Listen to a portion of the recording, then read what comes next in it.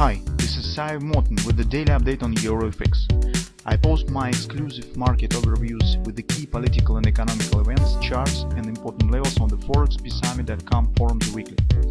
This short video is a response to rapidly changing situation on the currency markets and should help you to stay on top of the game and be profitable.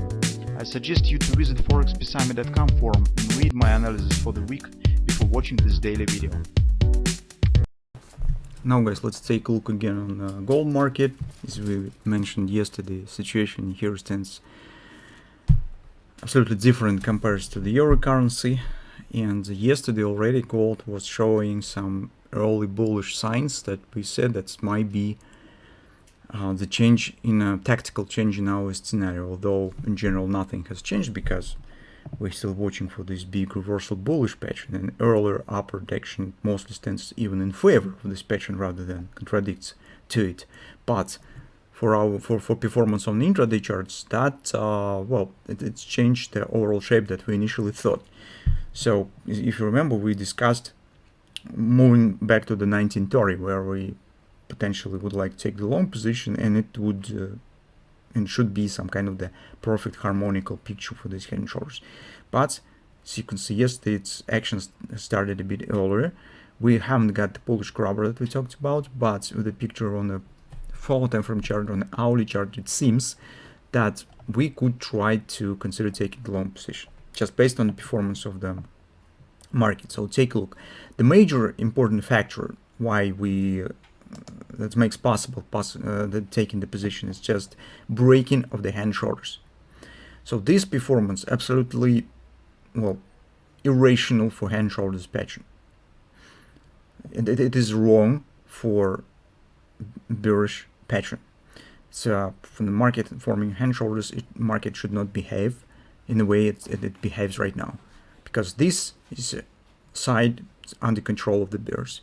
If on this side market is not able to complete and reach the neckline, stopping just a few cents above it, turning up and showing this frosting action, skewing the shape and showing bullish activity, this is bad sign for the bearish pattern, and it mostly erases the chances for possible ABCD down action to the 1930 that we have suggested.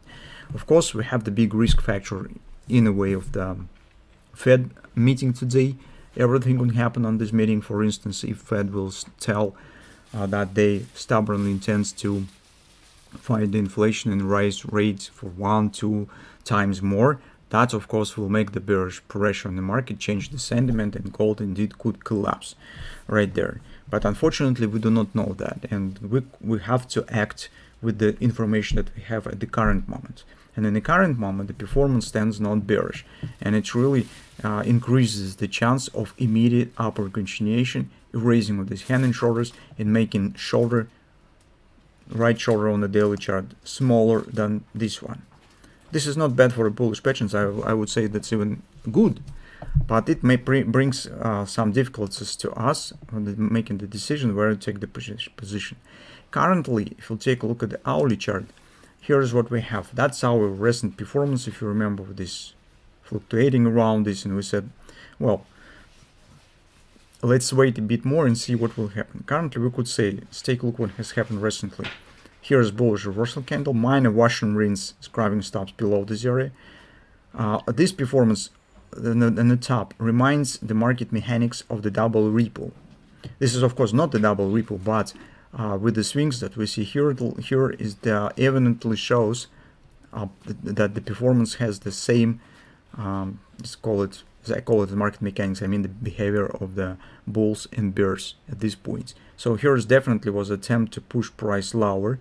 That was a capitulation of the bears that was not able to do this, just grabbing stops below this area, and that is actually backplayed by the bulls, crushing the bears chances and pushing price higher. This action has happened, actually washing out the short-term bears that was taking position right there, thinking that it's just a retracement, they'd be ready for downward action.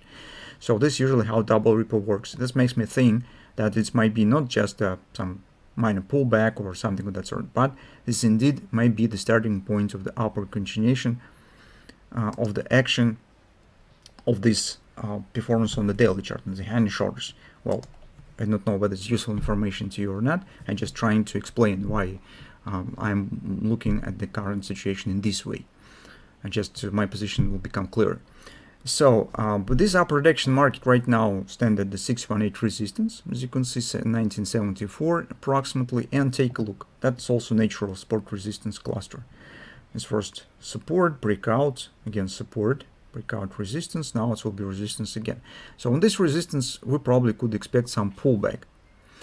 And, well, with this all stuff in place, I suggest that an area around 1965, 1967 looks interesting for possible position taking. So it seems market, if we are correct in our suggestion that this might be the starting point of the big upward continuation, and it's probably market should stay above this area or at least above 1960. It should not drop too far down and return back to the lows.